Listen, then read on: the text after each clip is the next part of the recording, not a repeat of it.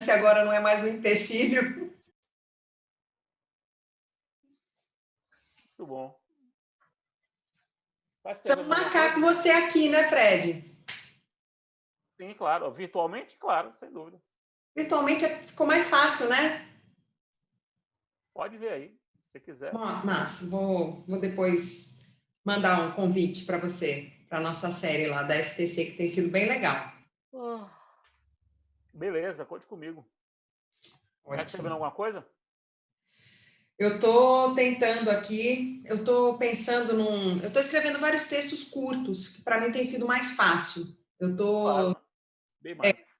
E com 3 crianças em casa, eu estou sem a secretária em casa, então para mim está sendo bem complicado. Eu estou ficando mais tempo no escritório que eu consigo fazer essas coisas. Mas eu estou querendo fazer uns manuaizinhos agora, eu estou achando mais interessante do que ficar naqueles projetos enormes que eu não consigo terminar. Mas o que são manuaizinhos no plural? Manuaizinhos, porque aí eu penso em todas nas disciplinas que eu dou na UFRN, que é família, processo e constitucional. Vai fazer um manual de cada? Fazer um manual de constitucional, um manual de processo, um manual de família? Fala para vocês, já estão... Por isso que eu falo manuaizinhos, porque seria algo bem objetivo, é como se fossem as aulas, transformar o que eu já tenho de aula em texto. Gente, boa noite. Boa. Ai, desculpa. Vocês estão conversando, já está online ali. Já? Beleza. Opa! Na televisão aparece aquela notificação agora. Na televisão aparece assim, no ar. Pois é, a gente nem fica sabendo aqui. Então, bem objetivo, é como se fosse... Vamos lá. Queria iniciar agradecendo a Fred e a Bia, a Ana Beatriz Presgrave, 2 amigos, por terem aceitado o convite. A gente está começando mais um programa aí do Colocando o Processo em Prática, que é uma série de programas entre amigos, todos grandes processualistas, toda quarta-feira, aqui no canal da ESA no Instagram e no canal do YouTube da OAB da Bahia. Toda quarta-feira, 18 horas, a gente tem esse compromisso aqui para tratar de processo. Temos aqui grandes nomes, teremos hoje 2 grandes nomes, 2 grandes amigos, não só do caminho do processo. Fred, por exemplo, eu conheço lá se conhece, Fred, desde o Colégio São Paulo, né? Fomos aí contemporâneos, mais ou menos do mesmo ano lá do Colégio São Paulo. E ainda vamos ter aí outros convidados. A série continua toda quarta-feira, às 18 horas. Queria agradecer imensamente por vocês terem aceitado o convite. A gente vai hoje ouvir Fred falando sobre a prova pericial no CPC 2015, questões para reflexão e para prática. E aí depois a gente vai ouvir Bia Ana Beatriz Presgrave, que é conselheira federal aqui da OAB, doutora em Direito e professora da Federal do Rio Grande do Norte, falando sobre um tema que também está super em voga, que são as audiências virtuais, aspectos do presente, aspectos do futuro, desafios aí, né, Bia, que a gente tem que enfrentar a democracia com essas audiências virtuais. Eu queria, então, passar já de logo a palavra para Fred. Fred, a bola está com você, seja bem-vindo, jogue duro, como você sempre faz, né? Vamos lá. Vocês desligam o microfone aí de vocês? Boa, valeu. Boa noite, pessoal. Boa noite a todos, boa noite a todas. Toninho, meu amigo de muitos anos, obrigado pelo convite. Bia, minha amiga de muitos anos também, quase 20 anos aí, fomos colegas de doutorado. Você fazia mestrado ou doutorado naquela época? Mestrado, né? Bia fazia mestrado, eu fazia doutorado, só que a gente dividia a turma e nós nos conhecemos lá na PUC em 2003, portanto lá se vão quase 20 anos. Vejam, eu tenho pouco tempo para falar, deixa eu desligar o negócio aqui do meu computador, tenho pouco tempo para falar e resolvi, nesse pouco tempo que eu tenho, falar de um ponto que é um ponto muito ignorado, assim, não é um ponto muito pop, não está nesses eventos todos sobre o CPC, não aparece nessas lives, ninguém quer falar disso, porque é um tema aparentemente chato. Mas eu, particularmente, gosto muito, que são algumas questões interessantes para serem debatidas sobre a prova pericial. Sobretudo tendo em vista que a prova pericial é, de todos os meios de prova regulados pelo Código, aquele que sofreu a mais profunda mudança com o CPC de 2015. O aperfeiçoamento da prova pericial no CPC de 2015 é uma coisa assim, impressionante. Né? Impressionante. É realmente um dos mais evidentes avanços em direito probatório que o CPC de 2015 promoveu. Então, o que é que eu vou fazer? Eu vou pegar um pupurri, vou fazer um pupurri de questões que eu reputo interessantes do ponto de vista prático, e para que vocês se interessem sobre o tema e depois vocês estudam, vão buscar as outras questões nos livros. Primeiro, eu quero destacar a incrível mudança de redação daquilo que hoje é o artigo 479 do CPC. O 479 do CPC, se vocês pegarem um CPC confrontado, vou aqui pegar o meu aqui para mostrar. O 479 está aqui. Ó. Se vocês perceberem, o 479 está todo pintado de vermelho. O que significa que o correspondente dele no Código de 73 foi completamente alterado. Ou seja, quando você pinta tudo de vermelho, é que é tudo diferente, é uma outra coisa. É muito importante essa observação, porque o 479 estabelece qual é a regra geral da relação do juiz com a prova pericial. O juiz, diante de uma prova pericial, o que o juiz pode fazer? O juiz pode simplesmente discordar do laudo pericial? Pensem comigo. Se a questão é uma questão que só pode ser investigada tecnicamente, então depende de uma prova técnica, e supondo que o juiz não seja técnico, porque o juiz não pode ser perito, mesmo se for, nosso amigo comum Salomão Viana é médico. Além de grande processualista, grande juiz, é médico. O fato de Salomão ser médico e juiz não permite que ele, como juiz, seja o perito médico da causa, mesmo podendo ser, porque ele é médico. Então, o juiz ele não pode ser perito, mesmo sendo perito no sentido substancial, tendo conhecimento para isso. Então, ele não pode ser. Então, se a prova depende de conhecimento técnico, poderia o juiz simplesmente dizer assim, não concordo com o exame genético feito, como aconteceu isso há 20 anos atrás. Eu me lembro de uma palestra de Cristiano que ele dizia que se deparou com um caso de um juiz que teve o juiz se deparou com 2 exames de DNA dizendo que o sujeito era pai do guri, 2, em seguida, porque ele ficou em dúvida no primeiro e aí mandou fazer o segundo. Beleza, os 2 no mesmo sentido, ele disse, não, eu acho que não é por aí, eu entendo que o cara não é pai do menino. Pode o juiz simplesmente ignorar o laudo pericial? E não pode. Não é assim. Por isso que o 479 diz, o juiz apreciará a prova pericial de acordo com o seu convencimento motivado, só que ele tem que indicar na sentença os motivos que o levaram a considerar ou ao deixar de considerar as conclusões do laudo, levando em conta o método utilizado pelo perito. Ou seja, o juiz só pode controlar o laudo, só pode discordar do laudo se ele apontar problemas do método científico empregado. E agora o perito ele é obrigado a declinar qual é o método científico empregado. Se você casar o 479 com o 473, que é um outro artigo completamente novo do Código, o 473 ele estabelece os requisitos do laudo pericial. Não há dispositivo semelhante a esse no Código de 73. Vocês vão ver que o 473, quando fala do laudo pericial, ele diz que no laudo pericial deve haver a indicação do método utilizado. E esclarecendo e demonstrando ser predominantemente aceito pelos especialistas da área do conhecimento da qual se originou. Ora, se o perito é um técnico que foi aprovado pelas partes, o técnico está cadastrado no tribunal, adotou o método cientificamente adequado, como é que o juiz vai se opor a isso?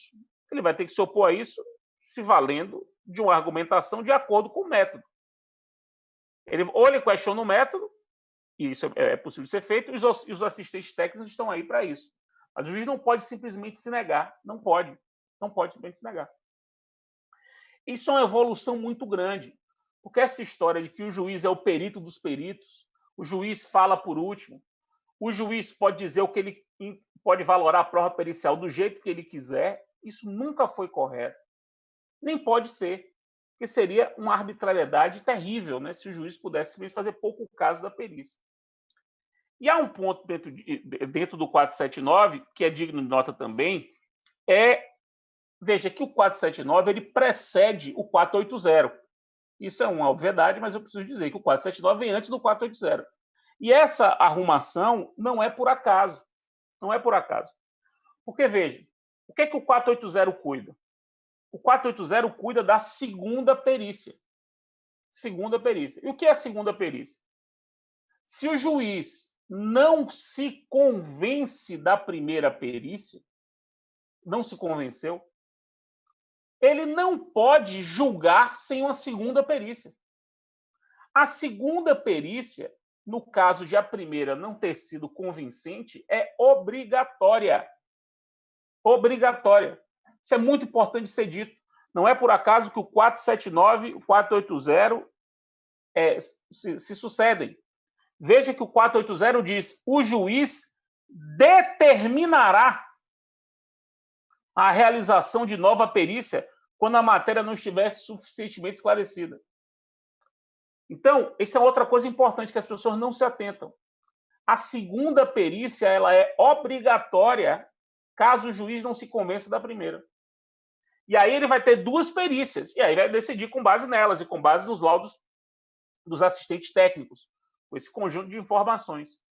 E é importante perceber o seguinte, que não confunda a segunda perícia com a situação de a primeira perícia ser nula. Se a primeira perícia é nula, ela vai ser invalidada, vai ser desfeita, e uma nova perícia vai acontecer. Essa nova perícia não é uma segunda perícia. Essa nova perícia é uma nova primeira perícia, porque a primeira foi invalidada. Então, é uma nova primeira perícia que vai ser feita. A segunda perícia, aquela disposta no artigo 480, ela é obrigatória para o caso de uma primeira perícia válida, ela não ter sido convincente, ela não foi persuasiva, ela não conseguiu persuadir o juiz. E aí o juiz, como ele tem que julgar, ele não foi persuadido pela primeira perícia, ele marca uma segunda. E é importante, ele não pode pular a segunda, não pode. Não pode. A segunda perícia ela é obrigatória, se o juiz entender que a primeira não foi convincente. Então, esse é o primeiro ponto que eu quero destacar. O segundo ponto que eu quero destacar tem a ver com a pandemia. Eu não posso deixar de falar de pandemia em qualquer palestra, né? Estou falando da pandemia. Então, o que pandemia tem a ver com prova pericial? Eu acho que o efeito da pandemia numa prova pericial é um efeito cultural. Cultural. Não é um efeito normativo, no sentido de mudança. Não vai ter mudança de disposição normativa. Vai ser uma mudança de perspectiva. De perspectiva. É muito pouco provável que a gente saia disso que nós estamos vivendo aceitando opiniões sem lastro científico quando o tema exige lastro científico. E o STF já está anunciando isso, anunciando uma postura do judiciário contra atos administrativos que, supostamente dentro de um âmbito de discricionariedade, possam contrariar postulados científicos aceitos na comunidade científica. E se é assim, a valoração da prova pericial tende a ser diferente. O peso da argumentação que um juiz vai ter de arcar, caso ele queira superar um laudo pericial, tende a ser muito maior. A reverência às opiniões científicas tende a ser maior. E isso é muito bom. Isso é muito bom. um dos possíveis legados, talvez positivos, dessa tragédia que nós estamos vivendo. Talvez, se da tragédia possa nascer uma coisa boa, talvez, quem saiba, seja, por exemplo, tornar ridículos movimentos anti-vacina, por exemplo. Ridículo, simplesmente ridículo, virar uma coisa simplesmente ridícula. Quer dizer, já é ridículo, mas fica com nonsense absoluto. E isso pode se aplicar, e certamente vai reverberar na avaliação da prova pericial, eu não tenho dúvida disso. Então, aqui é uma mudança de perspectiva. É um reforço da importância da prova pericial e da reverência que o jogador tem que dar a ela, se ela for válida, evidentemente, né? Se ela for válida, se ela tiver observado os pressupostos metodológicos da ciência que embasa aquela investigação. O terceiro ponto que eu quero destacar tem a ver com os negócios processuais e perícia. Ponto muito importante. O Código avançou expressamente no artigo 471. O Código avançou expressamente ao permitir que as partes escolham o perito. Vejam que coisa, as partes podem escolher o perito. Isso é inconcebível, né? Para a minha geração, para a geração de Toninho, para a geração de Bia, nós somos da mesma idade. Isso é inconcebível, na nossa época, que as partes pudessem escolher o juiz.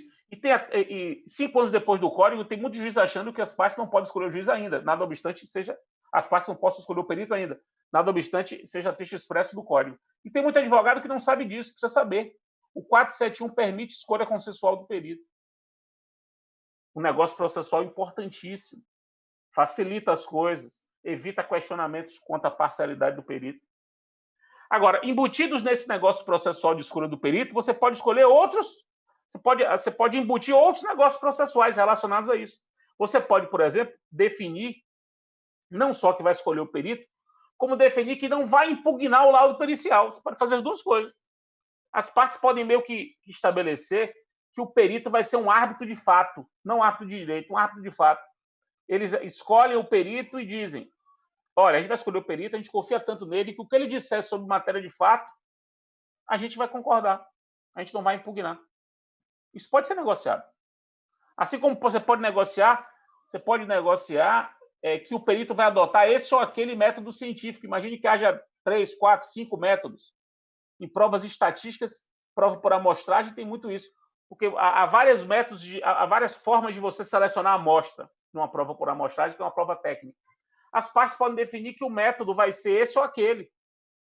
Você pode, no negócio processual, inclusive, escolher o método do perito. Então, isso é muito importante. E isso tem a ver com outro ponto que eu quero destacar. Só para terminar essa parte de negócio de perícia, você pode, por exemplo, definir que a apresentação do laudo vai ser oral. Isso pode ser por negócio. O negócio pode ser: olha, seu juiz, a gente escolheu esse perito aqui e a gente não precisa do laudo por escrito. A gente quer que ele apresente as opiniões dele oralmente numa audiência. Isso pode ser negociado. Então, a perícia é um espaço muito interessante de negócios processuais. Muito interessante. Não só com negócios expressos, como esse do 471, como esses outros que eu mencionei. Há aqui um ponto, toda palestra tem que ter uma palavrinha em inglês ou latim para vocês acharem que eu sou uma pessoa importante. Existe um instituto que se desenvolveu no âmbito das arbitragens internacionais, chamado de hot tubbing. Tubbing com 2 Bs. T-U-B-B-I-N-G. Hot tubbing. Que, traduzido para o português castiço, seria algo como um testemunho técnico dado em conferência.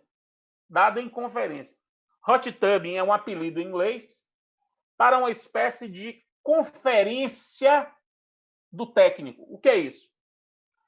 É um método de exposição da prova pericial, que é muito comum nas arbitragens internacionais e que pode ser utilizado no nosso dia a dia por meio de negócio.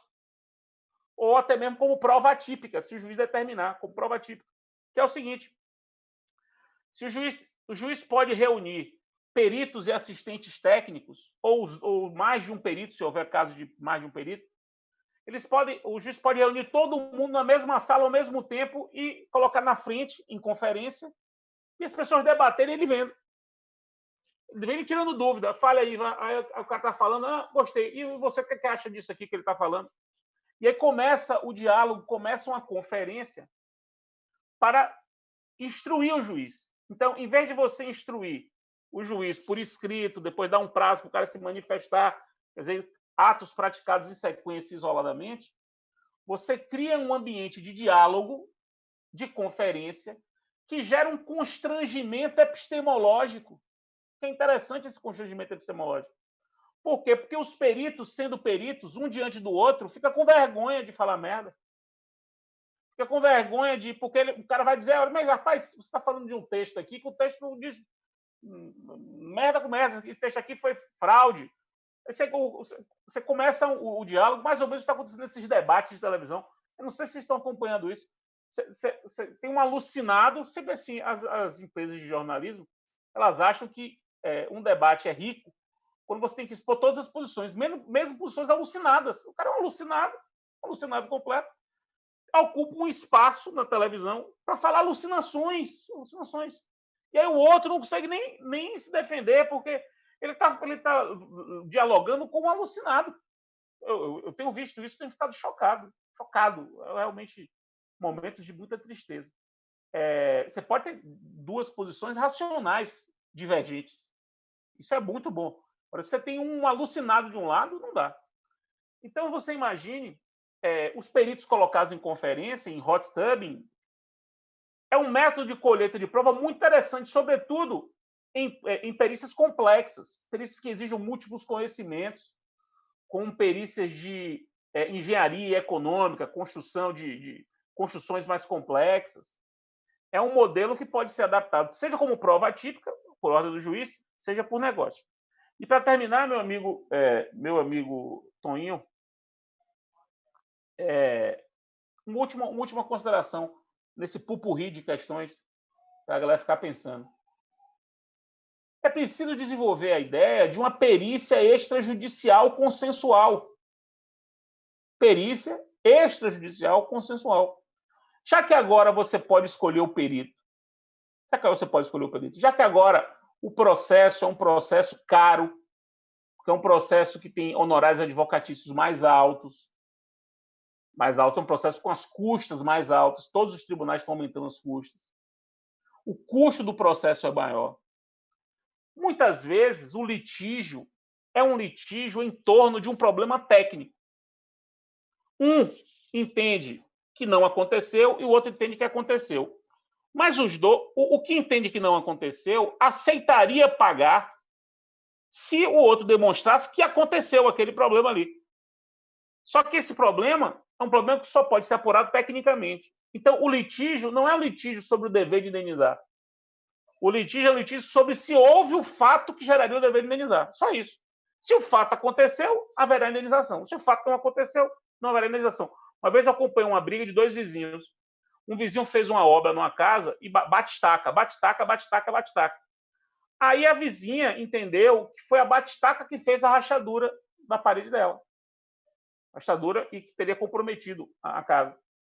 O vizinho supostamente causador do dano disse: não, eu contratei um técnico, um perito, e o problema é a sua casa que não tem fundação. O problema é o seguinte, aí ele falou: se a senhora me demonstrar com uma prova técnica que eu fui responsável, eu pago.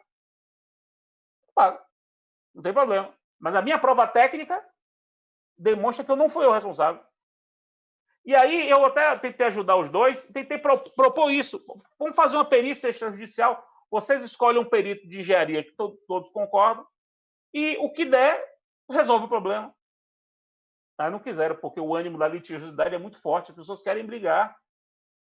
A educação para a paz, minha amiga Bia, não é fácil. Você educar as pessoas para a paz, tentar resolver pacificamente, não é fácil. Então, eu proponho uma reflexão para os meus colegas advogados e advogadas.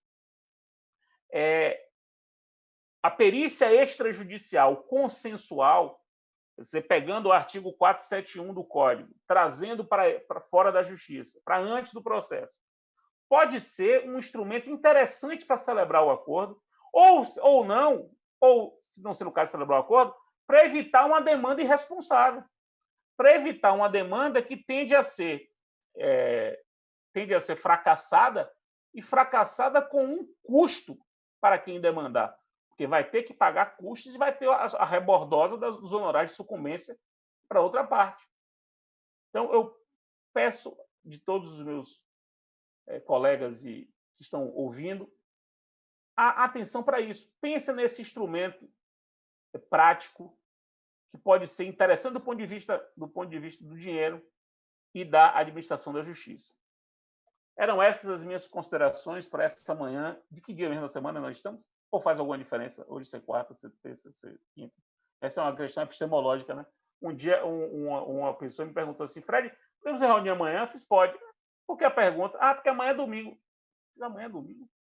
É domingo. Eu não tinha percebido. Beleza. Aquele abraço, meus caros. Muito obrigado. Viu? Obrigado, Fred. Hoje é quarta, 20 de maio. Estamos aqui situados no tempo.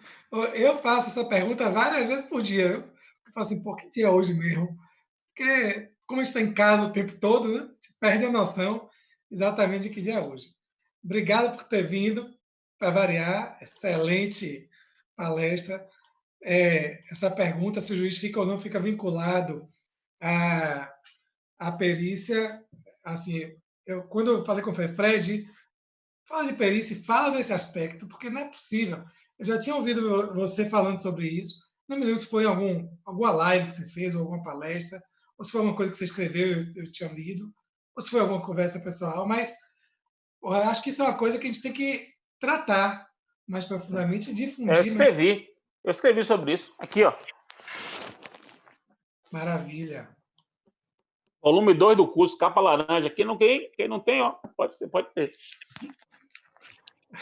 Maravilha. Então, acho que a gente tem que tratar mesmo disso, porque as pessoas não entendem de tudo, né? E para discordar de uma prova técnica, tem que ter fundamentos técnicos, né?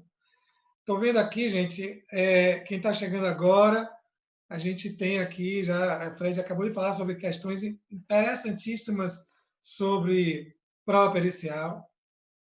E eu fico aqui meio assim, vendo, para vocês entenderem, eu, Fred e Bia, estamos dentro de uma sala de Zoom que a gente não acompanha exatamente o que está acontecendo no YouTube nem no Instagram. Só que aí eu fico aqui com o celular ligado no Instagram, fico com o computador ligado no YouTube e vou acompanhando aqui, vejo um bocado de gente de diversos lugares do país, do Brasil, passando por aqui. Eu vi Valentina, lá de Goiânia, vi a galera do Espírito Santo, Ana Patrícia, que é a nossa vice-presidente aqui da OAB da Bahia, que pontuou que uma coisa é boa nesse negócio de live, a pandemia pelo menos trouxe isso de bom. São as lives e a gente consegue ouvir Fred, consegue ouvir Bia, consegue ter conferências e consegue ter assim, exposição de ideias muito profundas e muito atuais sobre os temas mais variados. Então, realmente, isso é uma das, digamos assim, se há alguma vantagem na pandemia, essa é uma delas. Agora, eu estava vendo aqui algumas perguntas, até porque o Fred vai ter que participar de um outro evento logo em seguida. E aí, Fred, Midian Priscila, lá no YouTube, perguntou o seguinte: qual é o sentido do juiz argumentar contra ou a favor de determinado método científico, já que não possui estudo na área? E Rafael Araponga pontuou o seguinte: fala de Fred, é importante para quem advoga no previdenciário. A fala de Fred é importante para quem advoga no previdenciário. Observamos muitas situações esdrúxulas na relação do magistrado e do lado pericial. Então, você quer ter aí alguns comentários sobre essas duas falas? Aqui é assim, a galera está assistindo e está participando. E aí, na medida do possível, eu vou pegando aqui as participações e passando para a gente aqui na sala. Vamos lá. Beleza. Veja, o juiz ele vai ser provocado pelas partes, acompanhadas pelos seus assistentes técnicos, que o método foi equivocado. E os assistentes técnicos vão trazer a demonstração do equívoco, vão demonstrar um artigo tal determinou que esse método é um método falho, etc. E essa questão a gente vai ter que decidir a partir das provocações técnicas que as partes fizerem. Então, cabe a ele decidir. E, no fim das contas, é o juiz que vai ter que decidir. Então, o juiz pode enfrentar dessa forma o método científico. A outra pergunta, eu não sei se foi pergunta, porque ficou falhando na hora, Tonho. Eu não ouvi. Você chegou a fazer uma segunda pergunta ou foi só um comentário? Está desligado.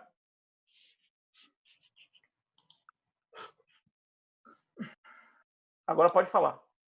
Na realidade, foi um comentário. Foi um comentário dizendo que essa sua fala é muito importante para quem advoga na área lá de previdenciário, lá em direito previdenciário. Porque tem prova técnica, né, obviamente, e Claro. aí que muitas vezes o juiz discorda da prova técnica, do laudo pericial, e que é um laudo que vai definir a questão previdenciária, né? Quer dizer, se a pessoa tem direito ou não ao benefício, também passa por um exame jurídico, mas a premissa fática está definida, né? Ou seja, se a pessoa tem ou não tem tal doença, aí se aquela doença é uma doença ocupacional ou não, enfim, parece que isso aí o laudo pericial é senhor disso, né?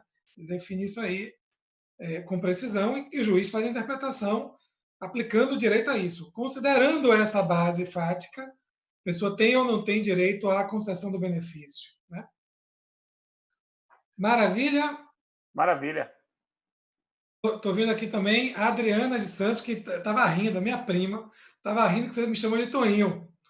Porque, na realidade, só aqui em casa, só em minha família que o pessoal me conhece, só o pessoal da família e o pessoal do Colégio São Paulo, da Escola Girassol também, das antigas é que me conhece como Toninho. Aí você que falou Toninho, ela falou aqui, Toninho, kkk. Pois é. Maravilha, nada melhor do que estar entre amigos. Gente, vou passar. Fred, obrigado. Eu vou ficar aqui vendo, só vou desligar o telefone, o som, para poder ver se eu consigo pegar uma coisa da palestra de Bia. Vou fazer umas ligações agora aqui que eu tenho que fazer, mas eu estou aqui prestando atenção. Maravilha. E André Paradela disse o seguinte aqui, ó, que a voz mais ouvida na casa dele durante a pandemia é a sua, viu? Pois é. Gente, Fred, obrigado. E aí, fica à vontade, depois se você precisar sair e tudo mais, ok? Mas estamos aqui continuando. Bia, seja bem-vinda. Gente, para quem não conhece Bia é uma professoraça da Federal do Rio Grande do Norte, conselheira federal da OAB, também pela seccional Rio Grande do Norte, doutora em Direito. Acabamos de descobrir que você foi contemporânea de Fred aí lá no mestrado e no doutorado, né? Então, foi na PUC, não foi isso? PUC de São Paulo. Maravilha.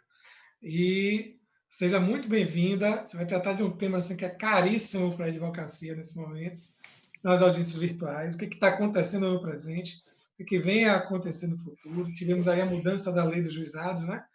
Que me parece que veio para ficar, ou seja, não é só uma questão, não é só um aspecto agora da época do isolamento social. Nós precisamos pensar e repensar muito bem sobre isso, porque sim, algumas coisas deixam a gente de cabelo em pé. Outras são bem-vindas para que a gente possa tornar o processo mais eficiente e efetivo, né, Bia? Então, queria agradecer a você. Queria também dizer para quem está nos assistindo o seguinte: quem está nos assistindo no YouTube, a transmissão vai direto. Quem está nos assistindo no Instagram, a live do Instagram, ela interrompe automaticamente com 1 hora. Então, quando der 1 hora de transmissão no Instagram, a conexão cai.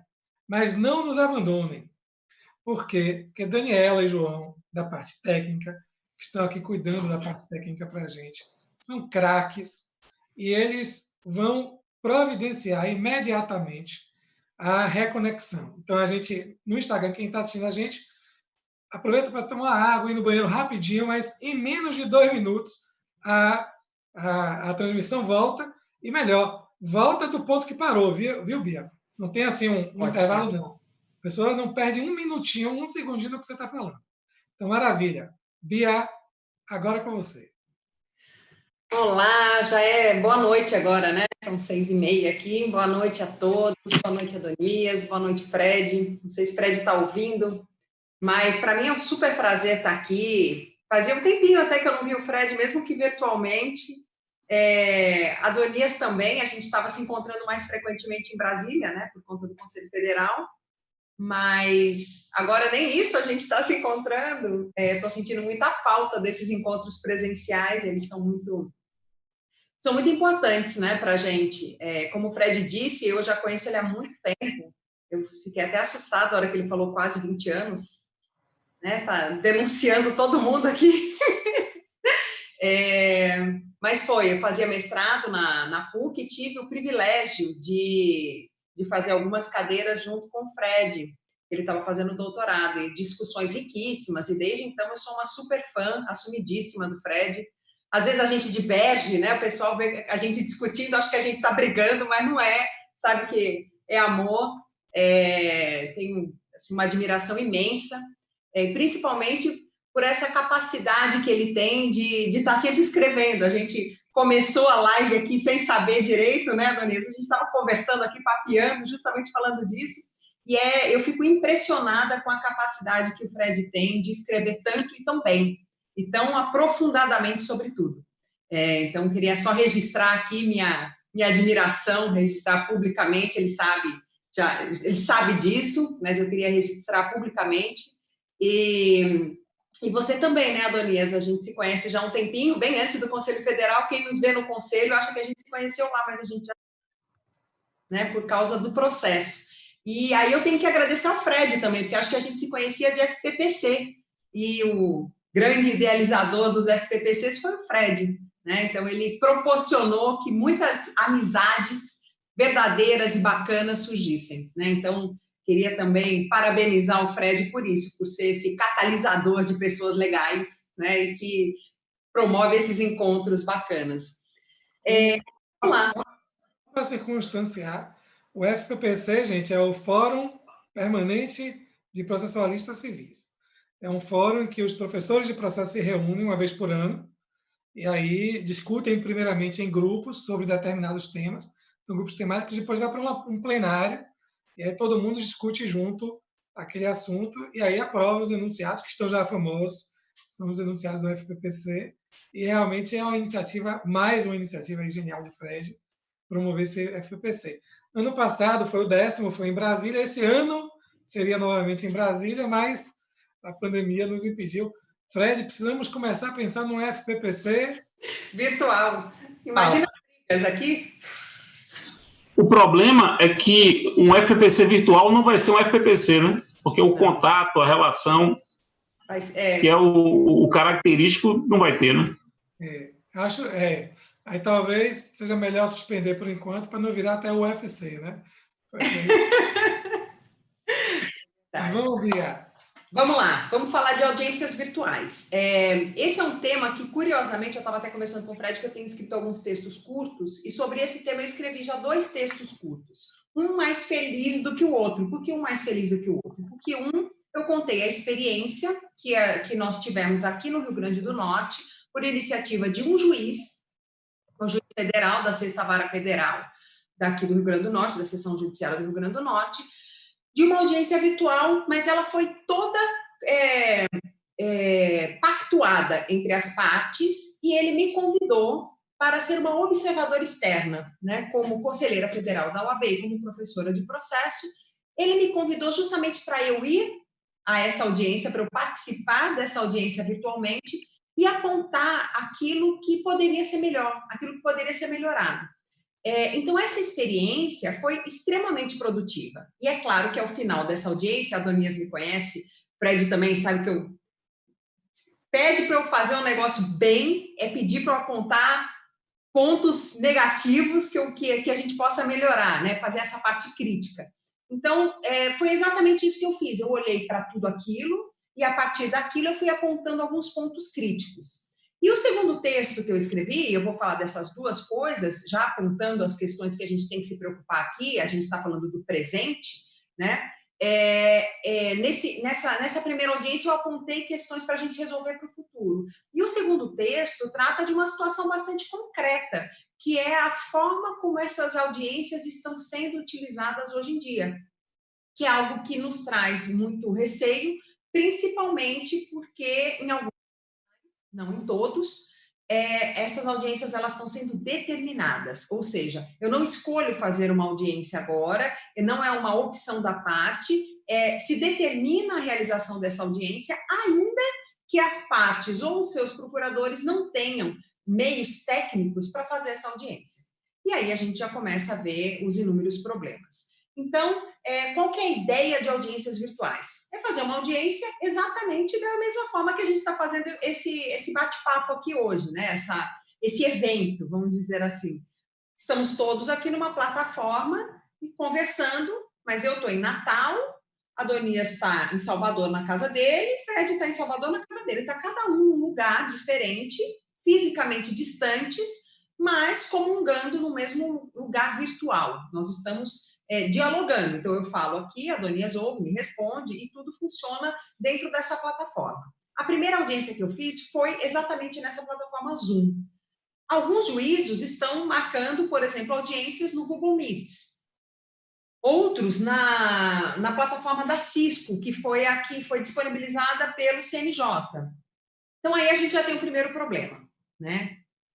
A gente precisaria de uma plataforma única, a gente já sofre com o problema do processo eletrônico, eu acredito que todos que advogam tenham não é uma dificuldade técnica, mas é uma dificuldade prática. Cada hora que vai entrar num determinado tribunal, você tem que se adequar ao processo eletrônico daquele tribunal. São diversos e foram inúmeros projetos para se unificar o processo eletrônico e não se consegue chegar num consenso.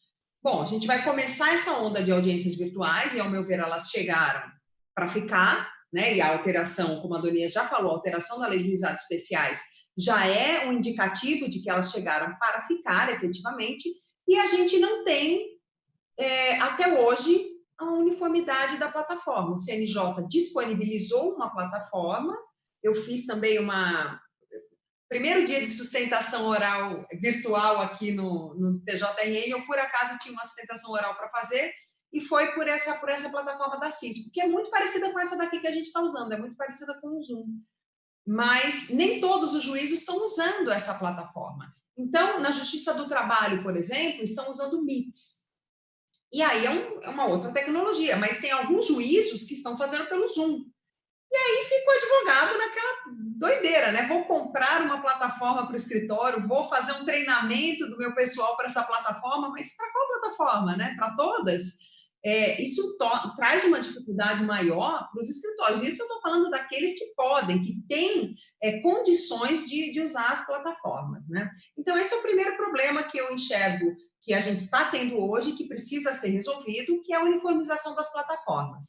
E se uniformizar, aí eu não vou poder permitir que tribunais utilizem plataformas diferenciadas. E com isso a gente evita o problema que a gente tem hoje com o processo eletrônico, que é cada tribunal com o seu e ninguém querendo abrir mão para ir para um modelo único, né?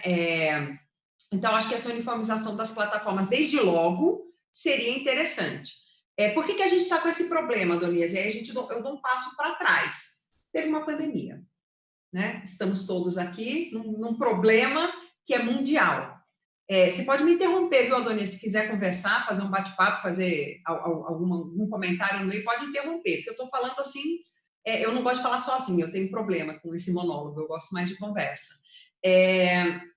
E aí, no meio dessa pandemia, bom, processos parados, prazos parados, tudo parado, e as audiências, né? Em algum momento precisamos fazer audiências, porque os processos não vão viver eternamente parados, os processos vão caminhar, e de alguma forma precisaremos praticar os próximos atos da sequência processual. Precisamos fazer audiências. E aí veio essa implementação das audiências virtuais. O como ela veio é o foco desse segundo texto que eu escrevi, que está lá no Conjur, que ela veio afobada, né? Estamos num momento de crise, num momento crítico, e de repente a gente mudou a forma de praticar um ato. Aí eu pergunto, Adonias, quantas vezes você tinha usado o Zoom antes da pandemia. Zero. Eu também, nunca tinha usado. Assim como eu, muitos advogados também nunca tinham usado. Aqui no meu escritório, ninguém tinha usado o Zoom, nem para fazer reunião, nem para nada. Eu, na realidade, Bia, nunca tinha nem ouvido falar do Zoom. Eu Eu também tinha não. outros, mas o Zoom nunca, né? E aí, realmente, é uma novidade. Eu costumo dizer o seguinte, que agora, além de saber lidar com os sistemas de processo eletrônico, que já são vários, Isso. PJE, SAGE, São várias plataformas agora. também as plataformas. Então, isso é um problemão, né? Só que, para piorar, quando a gente fala do processo eletrônico, a gente teve um período de transição, a gente aprendeu, a gente foi atrás, olha, vai ser assim agora. Teve um período de adaptação. Com essas plataformas de audiência, que é para as audiências virtuais, a gente não teve nem esse período de adaptação. E pior, a gente está num momento de pandemia que eu não posso nem chamar uma equipe técnica e vir aqui para o meu escritório, juntar todo mundo e falar, ó, galera, vamos fazer aqui uma reunião para todo mundo aprender como é que funciona esse negócio, vamos ter técnicos aqui todos os dias para resolver os nossos problemas. Nem isso a gente pode fazer, ou seja, nem se preparar de maneira adequada a gente pode. O Fred tentou denunciar a nossa idade aí, mas nós somos jovens, né? A gente tem uma facilidade de entender essas coisas tecnológicas, para a gente fica até super mais fácil. Mas a gente tem que entender que tem pessoas que têm dificuldade, muita dificuldade para lidar com a tecnologia. E até hoje está se adaptando com o processo eletrônico, mas trabalha com o processo eletrônico com um advogado do lado, com um estagiário do lado, com algum técnico do lado que ajude nessa parte mais logística, né? De colocar a petição lá dentro, de trazer um documento, de digitalizar, o que hoje também não é permitido. O que hoje nós estamos trabalhando, eu estou no meu escritório hoje, por exemplo, mas eu estou sozinha aqui na minha sala, o pessoal do administrativo não está no escritório, está com o pessoal administrativo, só para fazer o que é essencial, e vai embora. Só estou eu e um outro sócio aqui no escritório nesse momento. Então, eu não tenho ninguém para me ajudar. Se der uma pane na internet aqui, eu vou ter que ligar o celular, porque eu realmente não sei resolver a pane na internet. E isso a gente está falando de nós, que temos essa... já estamos um pouco habituados a essa plataforma. A Fred estava até dizendo, eu te vejo em todos os lugares. Tenho lives todos os dias, né? Às 5 horas eu estava numa outra live com o Gustavo Badaró. A gente está acostumado com isso, mas a gente tem dificuldades. Então, o primeiro ponto, Adonias, que eu identifico sobre essas audiências virtuais é a necessidade da uniformização da plataforma e de ter um período de adaptação das pessoas, para que elas possam efetivamente adaptar tanto tecnologicamente os seus escritórios, como capacitar os colaboradores e os próprios advogados. A própria OAB precisaria ter um tempo para poder qualificar a advocacia. Por que eu falo da OAB? Porque os magistrados, eles estão com essas capacitações tecnológicas, não é de hoje, né? A magistratura, os tribunais, claro, eles têm imagino que tem uma verba destinada para essa capacitação dos magistrados, e eles têm utilizado isso para capacitar os magistrados nas novas tecnologias, não digo de audiência virtual, mas de novas tecnologias. E aí a advocacia também precisaria desse tempo para se adaptar. Pois bem, nós não temos esse tempo. Mas poderiam acontecer audiências, mesmo sem esse período? Eu não vejo problemas, desde que estejam todos de acordo. Aí Fred estava falando do negócio jurídico processual para perícia, e eu vou falar do negócio jurídico processual para audiência. Eu imagino que hoje é possível realizar as audiências virtuais desde que estejam todos de acordo. Autor, réu, e é claro que está vindo do Poder Judiciário, é porque o magistrado está se sentindo confortável em fazer audiência nesse modelo. Porque eu fico imaginando, Adonias, nós temos magistrados também que não têm tanta facilidade e tanto entrosamento, vamos dizer assim, com a tecnologia. Ele, pura e simplesmente, não marca a audiência. Ele aqui eu não vou marcar audiência nenhuma, o processo vai esperar aqui, vamos designar todas as audiências para quando os atos presenciais voltarem. Os advogados não têm como determinar isso, mas nós temos um indicativo, né, na resolução do CNJ, na 314, vem a previsão de que quando uma das partes não tiver condições de realizar aquele ato virtual, basta lhe informar. Eu faço a leitura disso como um direito subjetivo, porque a gente está falando de atos processuais que não serão refeitos. Essa audiência não vai ser refeita depois. Então, eu tenho que estar com a plena capacidade de realizar aquele ato de maneira adequada. A audiência que eu realizei, que eu fui, né, que eu fui assistir, né, na Justiça Federal, ela foi exatamente assim, as partes concordaram que a audiência seria feita de maneira virtual. E aí tinha um grupo de WhatsApp para combinar como é que seria a audiência, qual o horário de entrar, qual a indumentária adequada, porque são detalhes que a gente tem que se preocupar também. Quando a gente vai basta ver pela nossa indumentária aqui. Se a gente estivesse falando de um evento na ESA, Bahia, presencialmente, a gente estaria com uma indumentária um pouco diferente. Eu estou de calça jeans também. Eu não estaria de calça jeans, certamente. Então, a gente tem que entender que não é porque a audiência está sendo feita de maneira virtual que ela deixa de ser um ato processual que demanda uma certa liturgia, né? Como o ministro Marco Aurélio gosta de falar, né? A liturgia do ato processual. Então, demanda, por exemplo, explicação para a testemunha, que ela vai ser ouvida pelo celular dela, ela vai estar lá na casa dela, no celular dela, mas que não pode estar sem camisa, tem que estar trajado de uma maneira condizente com a prática de um ato processual.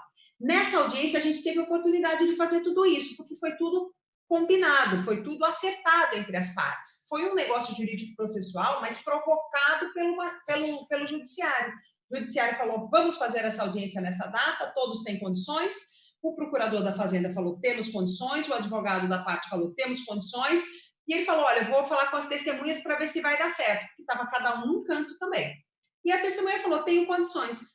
Nessas circunstâncias, que eu poderia chamar de CNTP da audiência virtual, acho plenamente viável fazer audiência virtual, não tem problema nenhum nesse período, não tem problema nenhum.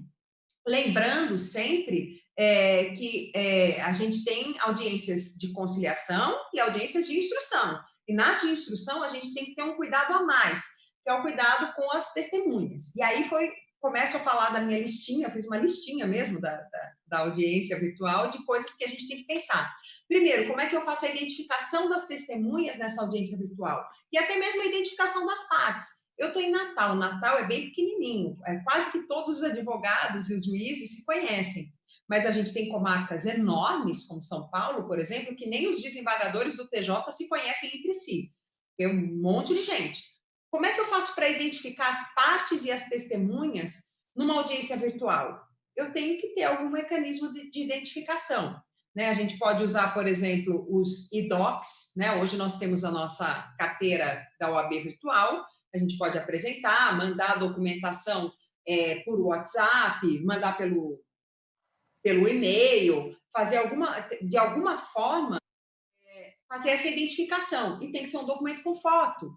Né? O procurador federal, na audiência que a gente fez, ele deu a ideia da pessoa tirar uma foto com o documento, né, com a data, dizendo que para viabilizar ao magistrado, no dia da audiência, identificar aquela pessoa que está falando com aquela que apresentou o documento. Né? Então, seria uma forma de identificação das partes. Porque, olha que coisa pequena, Donias, é um negócio que parece bobo, mas isso pode determinar a qualidade daquele depoimento. Se é uma terceira pessoa se apresentando como testemunha e não é aquela pessoa, você não sabe, você não está ali com contato presencial. E numa audiência presencial, a pessoa ela tem que se identificar. Ela apresenta o documento de identidade e o secretário da vara, o diretor de secretaria, quem estiver acompanhando a audiência, vai fazer a identificação da pessoa, né? Tanto das testemunhas quanto das partes e dos advogados. Então, esse primeiro ponto que a gente não tem nada específico de como fazer isso virtualmente. E eu acho que é uma preocupação que a gente precisa ter, como identificar essas pessoas. Segundo ponto, onde é que essas pessoas estão? Posso ouvir as testemunhas todas aqui no meu escritório? Chamo todo mundo, falo, gente, vem cá. Fica todo mundo ali na sala de reuniões do escritório e a gente vai ouvindo uma testemunha de cada vez. Cada um vem uma vez aqui na minha sala para ser ouvido. Posso fazer isso? Estranho, né? Porque se fosse numa audiência presencial, as pessoas não poderiam estar na sala de audiências. Aí você vai falar, não, mas o Zoom permite eu tirar a pessoa da sala, que foi o que aconteceu na audiência virtual. A testemunha ficou fora da sala virtual. Mas quem me garante que ela não estava assistindo a audiência em algum outro lugar? Quem te garante, por exemplo, Adonias, que eu não estou com o meu telefone aqui gravando essa nossa conversa e passando ao vivo no meu Instagram, por exemplo. Então, eu não tenho como garantir que as testemunhas não estejam ouvindo a audiência e ouvindo o depoimento das outras, que hoje ainda é vedado pelo Código. Se é vedado pelo Código, a outra parte tem isso como direito subjetivo. Então, é um aspecto que a gente tem que pensar e tem que ser normatizado antes da gente sair nessa aprovação de fazer audiência virtual coercitivamente. Segundo ponto, como é que eu faço condução coercitiva de testemunha? Né? Eu não consigo imaginar eu obrigando alguém a abrir o telefone e falar, agora você vai abrir a sala virtual. Não dá, né? A gente vai ter que repensar essa condução coercitiva. Talvez conduzir a pessoa até o fórum e nesse fórum ter uma sala em que ele vá prestar o depoimento como ele faria numa audiência presencial. Mas, para isso, eu preciso da estrutura do judiciário funcionando. Eu preciso do aspecto físico do judiciário funcionando para viabilizar até uma condução coercitiva. Na audiência que eu fiz o juiz pediu para a testemunha mandar a localização dele. Então, ele mandou no grupo de WhatsApp a localização, onde é que ele estava, justamente para impedir que a testemunha, ela ouvisse, para falar, não está no escritório do advogado, não está ouvindo o depoimento de outra testemunha. Mas eu acho que isso não é proibido, né? E hoje, como é que eu vou fazer, como é que eu vou garantir, por exemplo, que a testemunha vai ter um Wi-Fi onde ela mora? E sem Wi-Fi, com 4G, com telefone pré-pago, fica difícil fazer um depoimento, né? Porque passar vídeo é um negócio pesado, né? E fazer essas conferências no Zoom é algo pesado para a internet. Então, demandaria mesmo um Wi-Fi. Então, esse é um outro ponto. Um outro ponto que eu levantei aqui, Adonias, é com relação à preservação da imagem das pessoas. Eu fiquei imaginando, enquanto eu ouvia lá, já que eu era observadora da audiência, eu fiquei imaginando o que seria, numa audiência trabalhista, eu pegar aquela audiência e transmitir ao vivo, num telão, no meio da empresa, para os outros funcionários. E usar aquilo como uma forma de coerção psicológica. E falar, olha, todas as audiências de ex-empregados nós vamos passar aqui no telão. Como uma forma de expor a pessoa. Então, eu acho que a gente tem que ter algum tipo de restrição à retransmissão daquela audiência. Uma coisa é o ato ser público. Outra coisa é você expor desnecessariamente todas as pessoas que participam daquele ato público. Então, permitir que a pessoa entre na sala de audiência do Zoom e fique lá quietinha, como a gente pode permitir aqui, quem está recebendo as pessoas aqui na sala consegue aprovar o ingresso de outras pessoas na sala de audiência. Isso talvez a gente pudesse resolver de uma maneira muito simples. Coloca o código de acesso à sala de audiência na intimação da audiência e pronto, aquilo está público e quem quiser entra. Como entra na sala de audiência normal. Você sabe onde vai ser, você sabe onde é a sala do fórum, você chega lá, bate na porta, pede licença. Então, acho que o tratamento seria muito parecido com as audiências presenciais, mas viabilizando o acesso à sala da plataforma. Se a gente está aqui no Zoom, seria para entrar no Zoom, e não para retransmissão das audiências pelo YouTube, e eu acho que deveria ser vedada mesmo a retransmissão ao vivo dessas audiências, porque isso, de alguma forma, pode expor as pessoas, né? E expor a imagem das pessoas. Então, acho que é algo que tem que ser regulamentado também, essa possibilidade de retransmissão das audiências e da utilização da imagem das pessoas. Uma coisa que é interessante é com relação aos processos que correm em segredo de justiça. Eu fico sempre muito preocupada com a cadeia de custódia desses dados que correm na rede, né? Então, essa entrevista que a gente está fazendo aqui, essa conversa que a gente está tendo, está sendo numa plataforma que já foi objeto de denúncia de vazamento de dados pessoais das pessoas que participam. Como é que eu posso fazer audiências de processos sigilosos numa plataforma que não é totalmente segura? E mais, eu não tenho nenhuma plataforma sendo desenvolvida pelo poder público. Então, Então, eu sempre me utilizo de empresas privadas para prestar um serviço que é público, né? As audiências, elas são realizadas pelo poder público, pelo poder judiciário.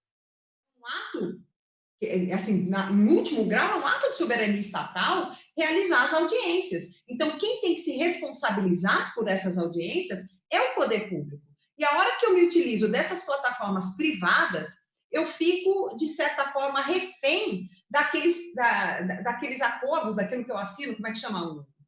Quando eu assino um negócio de privacidade de dados, eu fico refém daqueles termos de privacidade de dados. Eu não quero, por exemplo, uma audiência que saiam divulgando essa minha audiência, que filmem, ou que aquelas informações, uma testemunha que prestou um depoimento, uma coisa, é aquilo ser público e as pessoas terem acesso àquilo pelo ambiente adequado. Outra coisa é aquilo ser jogado, né, na rede, exposto de uma maneira indevida. Então, quem fica responsável por essa custódia desses dados, né, porque os dados estão tramitando, né, na rede por todo esse tempo.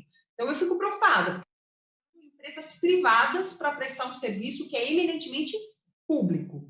E aí a gente tem que se preocupar também com quem vai fazer essa prestação desse serviço. Outra coisa que me preocupou nas audiências virtuais, a gente está aqui num ambiente bacana, eu consigo ver o Fred muito bem, consigo te ver muito bem, vocês imaginam que estejam me vendo muito bem. Mas se eu apagar a luz ou deixar com uma luz mais escura, talvez vocês não me enxerguem direito. E aí a gente vai ter um problema de identificação pessoal de quem está participando daquela audiência, de quem está naquela sala de audiência. Então, eu acho que a gente tem que ter um nível mínimo de iluminação da sala. A gente, no começo, estava vendo, o áudio do Fred está muito baixo, então a gente vai ter que ter um padrão mínimo de áudio para poder fazer essas audiências. E isso tudo demanda um investimento tecnológico.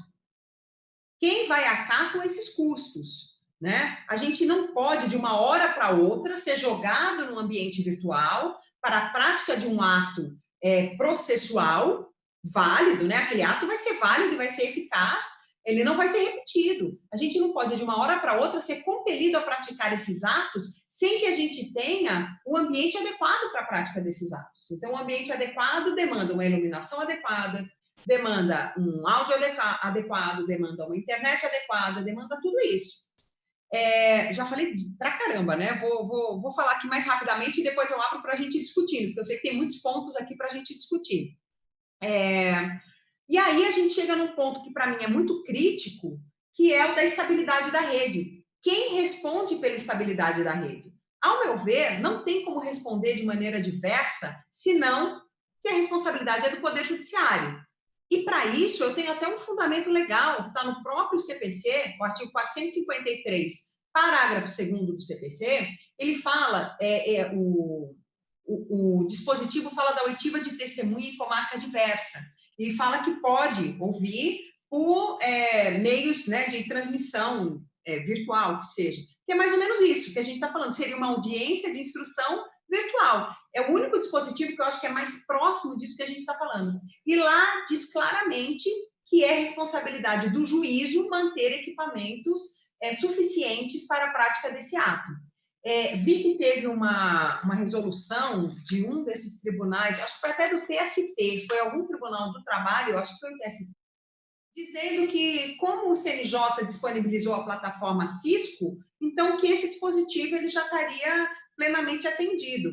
Eu vejo isso de uma forma completamente diferente, né? Não é simplesmente dizer que existe uma plataforma que você está atendendo a todos os meios necessários para a realização de um ato de maneira virtual. Então, penso que quem é responsável pela estabilidade da rede seja o Poder Judiciário. Mas também consigo imaginar aquele advogado ou aquela advogada que vai utilizar dessa instabilidade da rede como estratégia. Então, vê que lá com um depoimento não está muito legal, aí vai lá e pum, cai a rede. E isso também tem que ser regulamentado. E aí eu imagino uma forma de resolver isso para viabilizar o ato virtual, seja, por exemplo, olha, o advogado que cai 3 vezes na audiência e não consegue realizar o ato de maneira adequada, aquele ato vai ter que ser realizado no fórum. Então, isso também demanda a estrutura física dos fóruns para a realização dos atos.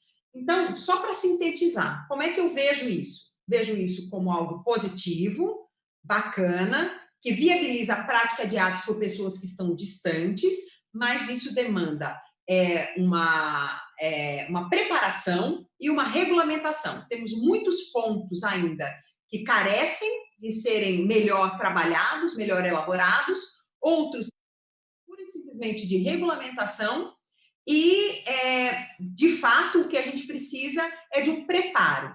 Hoje, é possível realizar?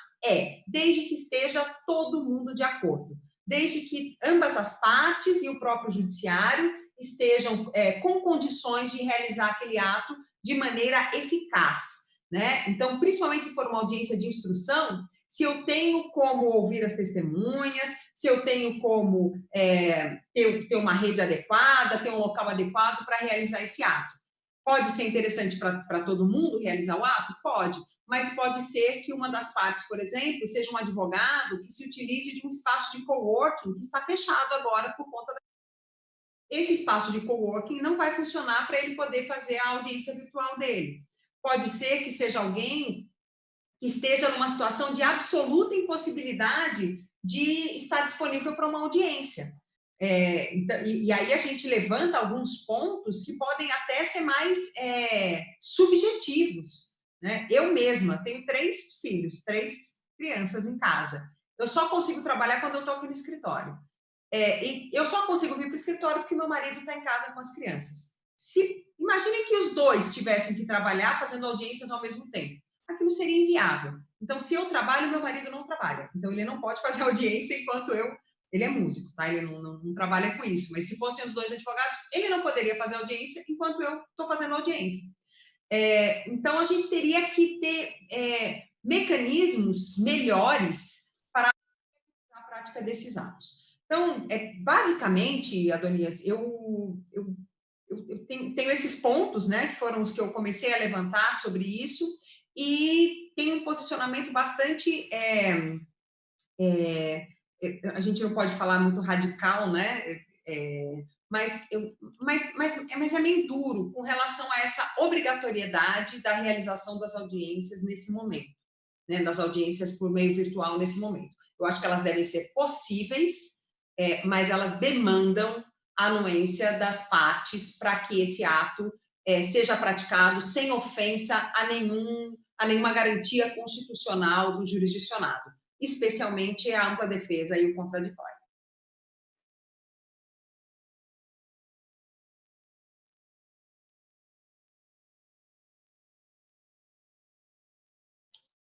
Maravilha, Bia.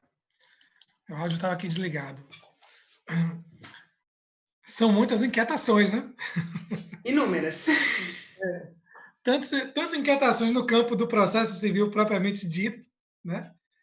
De algumas regras do processo civil sobre as audiências, que vamos ter que rever, como de outro lado também algumas inquietações do ponto de vista do próprio método e da própria tecnologia, e são uma coisa implica na outra, né? Não são 2 coisas estanques, são 2 coisas que estão interligadas, até porque os atos processuais são como são também pela forma como acontecem, né?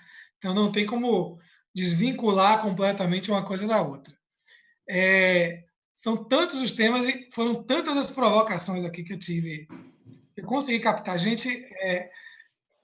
Foram muitas intervenções aqui de quem está nos assistindo. Primeiro, a galera começou a postar de onde era.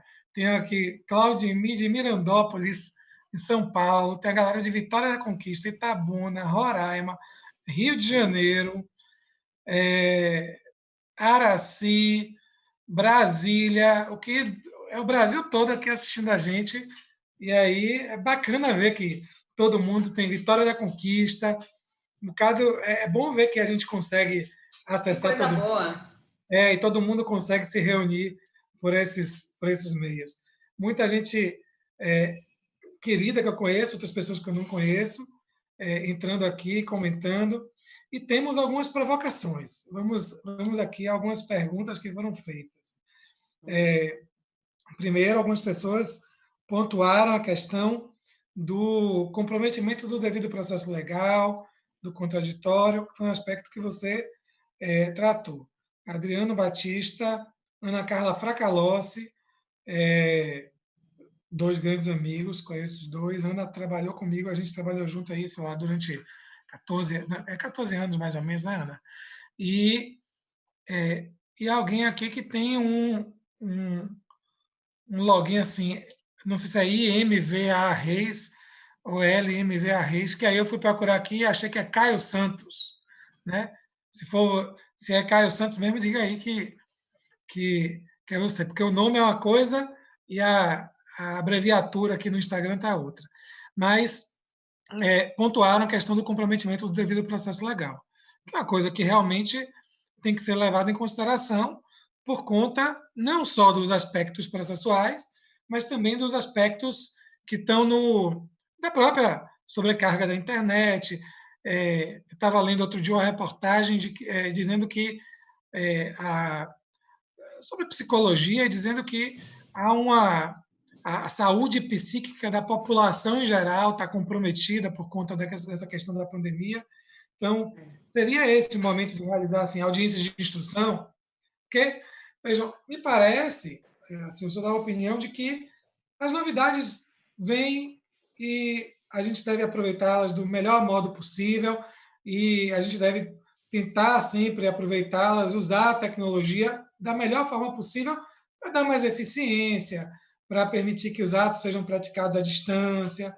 Isso também tem uma série de vantagens econômicas, tem uma série de vantagens para o próprio desenvolvimento do processo, para uma melhor duração do processo, né? Então, há vantagens. Mas acho que foi Paradela que colocou aqui que a gente foi empurrado assim, de uma hora para outra para o mundo da tecnologia e aí talvez seja o caso de começarmos a nos acostumar com as audiências de conciliação, primeiramente, né? Eu vejo que alguns juízes, pelo próprio exercício da advocacia, têm recebido intimações e alguns juízes dizem assim, olha, as partes, o que dizem as partes sobre a realização da audiência de instrução pela via telepresencial? E aí as partes se manifestam. Alguns atos, Eliane Santos lembrou bem aqui que existem atos, né, decretos, resoluções que autorizam a audiência por videoconferência. Alguns deles ainda dizem o seguinte, olha, mas cabe às partes se manifestarem se concordam ou não nesse primeiro momento, até que a gente consiga estabilizar tudo, consiga dominar. Esse é o mais razoável, né? Que as partes concordem com a realização do ato dessa maneira. E me parece que nesse primeiro momento, sim, né? Até porque, como você colocou aí, essa experiência sua é bastante interessante. Você participou dessa audiência, uma audiência piloto, e viu o que pode dar certo e o que pode não dar certo, né? E o que precisa ser regulamentado, né? Porque naquela audiência foi aquela audiência linda, sabe que tá todo mundo de acordo, todo mundo se dá bem, todo mundo sabe mais ou menos o que vai acontecer e está todo mundo disposto a colaborar. Sabe quando o princípio da cooperação é aplicado da forma perfeita? Foi nessa audiência, porque estava todo mundo sabendo que era uma audiência piloto. Mas a gente sabe que essa não é a realidade dos processos em geral. Né? Nos processos em geral, a pessoa quer mais é ganhar. Né? Teve uma, eu achei aqui a portaria que me deixou assim de cabelo em pé, eu fiz até um desenho, olha, do susto, né, do menininho super assustado aqui, é um ofício conjunto do Conselho Superior da Justiça do Trabalho. Olha aqui o que diz aqui. As impossibilidades e as dificuldades de acesso aos meios telemáticos por alguns não podem justificar o impedimento da prática de atos nos quais tais óbices não se façam presentes. Por isso, não se vislumbra possível vedar, de modo generalizado, a realização de audiências de instrução. E aí, um pouquinho mais para frente, fala assim, no entanto, tal previsão pode ser considerada como cumprida, falando, né, do 452, parágrafo 2º, pela portaria número 61 do CNJ, por meio da disponibilização da plataforma emergencial de videoconferência que permite a realização de audiências de forma efetiva e segura.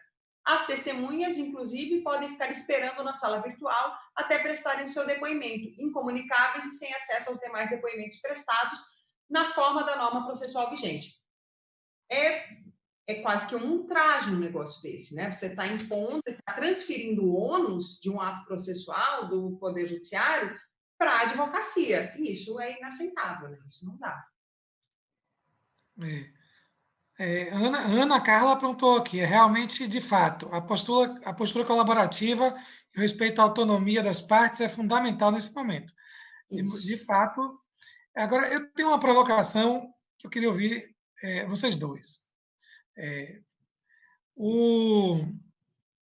A gente fez um evento aqui, um evento online, e queria saber, e aí alguém, o palestrante, que é um juiz, magistrado, disse assim, olha, esse é um momento em que a gente pode implementar negócios processuais para as audiências de instrução. Em que sentido? Será que, nesse momento, se toparmos, os advogados das partes toparem, nesse momento, fazer uma audiência de instrução, podem convencionar que, por exemplo, não vai haver a pena de confissão para a parte que, no meio do depoimento, a internet caiu, porque houve um problema de transmissão, ou no meio do depoimento da testemunha, parou a transmissão, o que acontece com aquele depoimento? É considerado válido e aí retoma-se no outro dia ou num outro momento, ou afasta-se o depoimento daquela testemunha? O que vocês acham? É possível haver essas convenções, esses negócios processuais disciplinando quais são as consequências digamos assim, do insucesso do depoimento da parte, do depoimento da testemunha, numa audiência realizada telepresencialmente?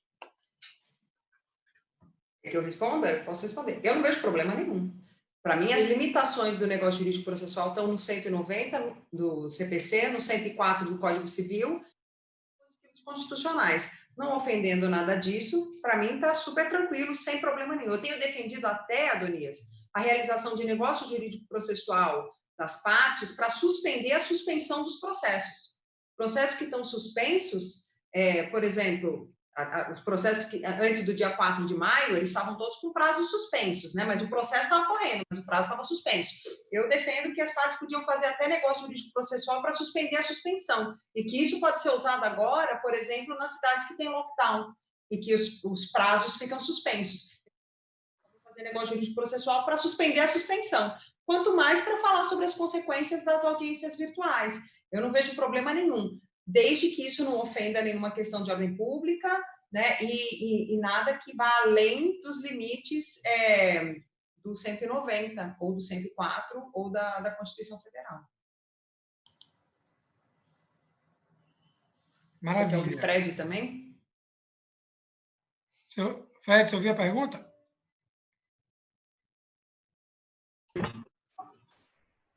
Ouvir e perguntar para mim se negócio processual pode resolver essas coisas, assim, você já saber qual é a resposta, né? Eu sou totalmente favorável, enfim, os negócios processuais, a possibilidade, a abertura dos negócios processuais num sistema como uma situação como essa se revela muitíssimo importante, mostra o acerto lá de trás de ter aberto o sistema dessa forma.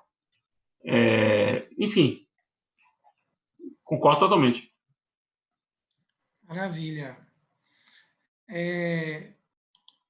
Tivemos aqui também uma provocação uma provocação aqui pelo Instagram dizendo o seguinte: talvez seja necessária uma rediscussão da teoria da prova para que a prova testemunhal seja repensada nesse momento. A prova testemunhal seria um instituto em decadência, já é um instituto em decadência há algum tempo. Vocês acham que a gente tem que rever aí a prova testemunhal? O que os dois acham? Eu não acho que não precisa rever a teoria da prova para se adequar a essa circunstância. Não acho que isso seja um problema de teoria da prova testemunhal. Mesmo porque, Adonias, a gente já está num momento em que a gente tem outras formas de apresentar uma prova testemunhal, né? A gente fazer uma ata notarial de um depoimento. Eu não vejo problema nenhum de se utilizar os mecanismos que a gente tem hoje para a testemunha. O que talvez a gente tenha que repensar é essa questão processual de impedir que a testemunha ouça o testemunho da outra testemunha. Tem muita gente já defendendo, na verdade, e aí talvez seja esse o âmbito dessa questão, e aí se for esse eu estou a favor, que a gente entre num momento de produção de prova testemunhal muito parecido com o que acontece nos Estados Unidos, em que eu faço o depoimento da testemunha no escritório e que isso seja considerado como um depoimento válido. Talvez, mas aí a gente precisaria, na verdade, eu acho que a gente não tem maturidade processual para esse momento ainda. Eu acho que a ata notarial ela já é um grande avanço e já permite várias possibilidades de apresentação do depoimento testemunhal de outras maneiras. Esse próprio 453, parágrafo 2º, também é uma forma de você ouvir a testemunha num outro lugar e por meio de audiovisual.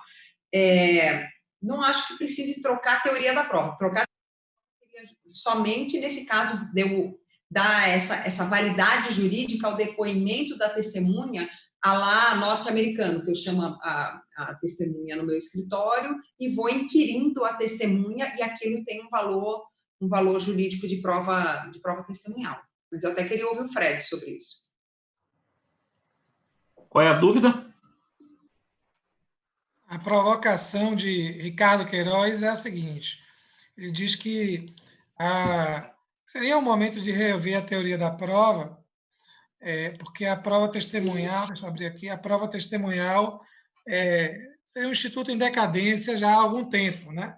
E aí precisaríamos rediscutir essa teoria da prova para que a prova testemunhal seja repensada. E aí Bia pontuou que talvez seja o momento de a gente rever a prova testemunhal para acontecer como acontece já lá nos Estados Unidos, né? De ouvir a testemunha. A teoria da prova não muda por causa disso, evidentemente, né? Foi o que eu disse. Agora, que um mundo hiperdocumentado como o nosso, uma fase da história hiperdocumentada, evidentemente, numa situação como essa, a prova testemunhal, ela perde a sua força persuasiva, porque praticamente tudo se documenta, por vídeo, por som, presença pelos sentidos, né? Pelos sentidos. Então, nesse ponto, sim. Mas aí não é uma transformação da teoria, é uma transformação da dogmática. A dogmática jurídica da prova testemunhal deve passar por uma transformação. E já há estudos sobre isso, né? Seja por uma transformação da dogmática a partir de uma perspectiva psicológica, da psicologia do testemunho, seja uma transformação dogmática a partir para a colheita da prova testemunhal, né? Como Bia falou, que é um caminho que o Código já deu os primeiros passos, isso claramente, né? Dispensou a intimação das testemunhas, os advogados podem levar os testemunhos, os advogados agora fazem a pergunta diretamente à testemunha. Os negócios processuais permitem testemunhos feitos fora da justiça, por negócio, testemunhos por escrito, testemunhos em conferência, naquele modelo hot tubbing que eu mencionei. Então, essas possibilidades continuam existindo. Agora, o que pode acontecer é uma aproximação da prova testemunhal com a prova pericial. Ou seja, as testemunhas tendem a ser testemunhas técnicas. Testemunhas para testemunhar tecnicamente. E aí é uma mistura, né, muito comum na prática do common law de prova testemunhal com prova técnica. Essa é um híbrido. Isso tende a se desenvolver muito, muito. A gente tem aqui inúmeras perguntas e se a gente ficar aqui, a gente vai sair daqui meia-noite. Mas para finalizar, tenho aqui uma intervenção de Ana Carla, que já fala sobre essa questão deixa eu voltar aqui, de que o Conselho da Justiça Federal aprovou a realização de teleperícia nos processos que tramitam na Justiça Federal, que é um pouco essa mudança na colheita, na produção da prova, né? E a gente tem aqui uma pergunta, gente, para a gente finalizar, de Lorena Sancho, diz o seguinte: a necessidade de informação de dados de testemunhas não precisaria do consentimento por conta, inclusive, da LGPD e até mesmo do direito à privacidade? O que vocês acham?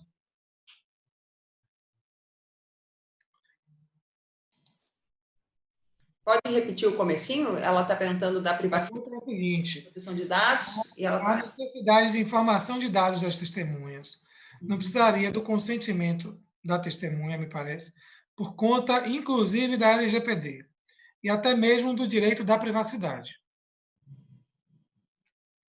Olha, a gente vai ter um problema muito grande com os processos virtuais, e a gente não está falando nem da audiência virtual, dos processos virtuais, com relação à LGPD, né? Porque a gente tem muitos dados sensíveis que estão nos processos.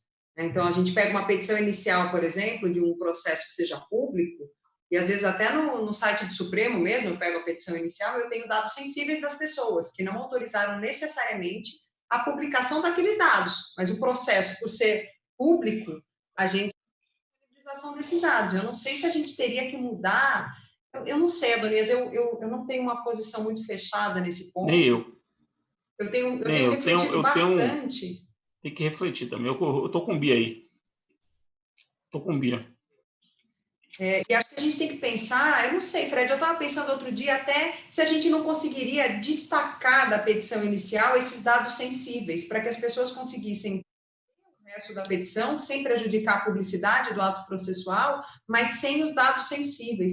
Eu realmente eu tenho muitas dúvidas. Eu acho que a gente não está suficientemente maduro para a Lei Geral de Proteção de Dados no âmbito processual. A minha reflexão é que nós, do direito, temos que ter o cuidado para, no momento de teorizar esses problemas, teorizar normativamente esses problemas, não sermos atropelados pela realidade. Fico muito preocupado com isso. Tem que ter isso, tem que ter aquilo. E a realidade da comunicação vai se transformando, e a gente teorizando sobre algo que não tem mais aderência à realidade. Esse negócio da videoconferência que Bia falou mesmo. O CNJ está para disciplinar os atos por videoconferência. Será realmente que a gente precisa de videoconferência que a testemunha vá para uma sede do juízo para poder fazer o testemunho? Não pode fazer o testemunho de casa? Mas tem que ter, porque tem um controle da pessoa, tal, tem que ter um funcionário acompanhando, tem que ter um... Mas será que já não está sendo assim, né, Fred? Por isso que eu acho que assim, tem que ter a sede do juízo para viabilizar, mas que tenha que ser lá... É isso aí. E o interessante é que a gente é um pouco acostumado com isso, né? Tem que estar no cartório, tem que reconhecer firma, tem que ter registro. A gente é um pouco acostumado com isso, com essa oficialidade das coisas, né? E as coisas estão acontecendo, e a realidade ela vai atropelando completamente isso. Completamente. Eu tive a oportunidade de acompanhar um caso, então, fora do Brasil, e nesse período. E é tudo assim. E não há, as pessoas nem questionam se isso é válido ou não é válido. Simplesmente não é uma questão. É assim, não tem o que fazer, e vai todo mundo assim. É o juiz lá, o testemunha, você garantindo a participação, garantindo o contraditório e presumindo a boa-fé, os caras vão adiante. Agora, é aquela história, né, dos povos mais civilizados do que o nosso. Se você for apanhado fazendo uma sacanagem, você nunca mais advoga. Pronto, acabou. Aí não tem proporcionalidade, não tem razoabilidade. Para essas coisas não tem. Todo mundo depende da sua boa-fé, o sistema depende que você haja corretamente. Se você quer fraudar o sistema, você não advoga mais. Pronto, acabou. Aí parte para outro. Então, isso vai forçando um ambiente de confiança muito grande, né? Então, exatamente. Nos Estados Unidos é bem assim, né? Se você fraudou uma vez o sistema, você fora. Não tem jeito. Aquela história dos contratos americanos, né? Só se assina a última página. A última página. Aí, sim, você não vai assinar as outras, se alguém for trocar a página, Como é que é? Trocar a página? Vai trocar a página do outro. É uma pergunta que eles não sabem nem como é que responde. Isso me lembrou, Fred, uma coisa que eu já te contei. Quando eu fui estudar em Graz, na Áustria, estava estudando outro assunto, mas aí me caiu nas mãos um material sobre prova, sobre direito probatório. E era uma alteração, um questionário que foi feito lá na comunidade europeia para várias universidades responderem. E minha orientadora respondeu esse questionário e eu estava lendo as respostas dela. E a pergunta era a seguinte: o exame de DNA é obrigatório no seu ordenamento jurídico? Aí ela respondeu assim: no direito austríaco, o exame de DNA é obrigatório somente para as ações de investigação de paternidade. Aí eu li aquilo de noite no apartamento. No outro dia, quando cheguei no departamento para poder conversar com ela, eu perguntei: mas vem cá, o exame de DNA é obrigatório na ações de investigação de paternidade? Ela falou: eu falei: tá, e se a pessoa se recusar a fazer? Ela falou: não entendi sua pergunta. Aí eu falei: não, repare, o juiz mandou a pessoa falar: faça o exame de DNA. Eu não faz. Me recuso. Ela falou: continuo sem entender a sua pergunta. Assim, eu queria saber qual é a consequência da recusa. Porque no direito brasileiro, se você se recusar, vai presumir que você é pai. Aí ela falou assim: então você pode ser pai de alguém que não é seu filho? Aí eu falei assim: realmente, veja, mas é uma questão cultural, né? Ou seja, cultural. A gente tem uma crise de confiança, e aí isso gera todos esses problemas que a gente está falando. Lá não há. Não, aí tem uma outra perspectiva aí também, né? Não é só crise de confiança, a gente tem uma perspectiva de inexistência do dever. Porque, veja, é outra perspectiva. A gente não tem o dever de fazer nada, nós só temos direitos. Eu tenho o direito de não fazer o exame de DNA. Mas sob que fundamentação? Porque eu tenho o direito a preservar minha intimidade. Há um discurso, que é um discurso em favor do direito, e não da situação passiva. E isso é típico da nossa sociedade, né? A gente tem um pouco de dificuldade com deveres, né? Razão pela qual a gente está vivendo esse momento. Todo mundo tem o dever de ser solidário, o dever de preservar a vida do outro, e tem esses discursos: mas e o livre-arbítrio? Uma vez uma pessoa me disse: meu livre-arbítrio de eu querer sair loucamente pela rua, é meu livre-arbítrio. Isso entra na pergunta que o Adonias fez sobre a prova pericial, né? Se o juiz estaria vinculado à prova pericial. Mas por claro, que tudo prova pericial se ele não vai se vincular à prova pericial? Isso aí, minha gente. Vários elogios aos dois aqui, viu? A professora Ana Beatriz, sempre brilhante em suas colocações. Alguém falou aqui na presidente Ana Beatriz. Aí é a presidente do posto. Eu falei assim: presidente da 4ª Câmara. Me boiando. Maravilha. Queria agradecer enormemente. Depois a gente vai ter aí, vocês têm a possibilidade de acessar tanto a live do Instagram como o YouTube. Tem aí diversos elogios, diversas ideias novas também, diversos comentários, diversas reflexões e diversas perguntas também. Só que a gente não tem tempo aqui para... Adoraria, mas não tem tempo para ficar aqui mais e mais tempo. Mas foi assim um encontro fenomenal. Assim, achei que foi excelente, descontraído, profundo. Trocamos várias ideias. Acho que tomara que tenha sido proveitoso para quem nos assistiu, para quem está nos assistindo. Estou vendo aqui Ana Laura Rego, da OAB Rio Grande do Norte, mandando um abraço para você, Bia. Obrigada. É a presidente da Comissão da Advocacia Iniciante aqui. Comissão de Advocacia Iniciante. Galera de Conceição de Feira, Vitória Regina, Vânia Carla Santana de Ibirapitanga, Alexandra Menezes aqui de Salvador. Um bocado de gente, um bocado de lugar, coisa boa. Agradeço enormemente. Bia, convidada para voltar sempre. Fred, não preciso nem dizer isso, convidado para voltar sempre. Queria agradecer enormemente também a Fabrício Castro Oliveira, nosso presidente da OAB da Bahia. Sem o apoio da direção toda, da diretoria toda da OAB, não seria possível. Então, agradeço a diretoria em nome de Fabrício. Agradeço enormemente também a diretoria da ESA aqui da Bahia, na pessoa de Thaís Bandeira, nossa diretora-geral da ESA, ela que consegue colocar tudo isso para funcionar. Agradecer também, sem a colaboração de João Lima e de Daniela, aqui na parte técnica, eles que viabilizam tudo, colocam o card no ar, mandam convite, colocam no site, colocam no YouTube, colocam no Zoom, colocam no Instagram. Sem vocês também não seria possível. Gente, obrigado. A gente vai encerrar por hoje.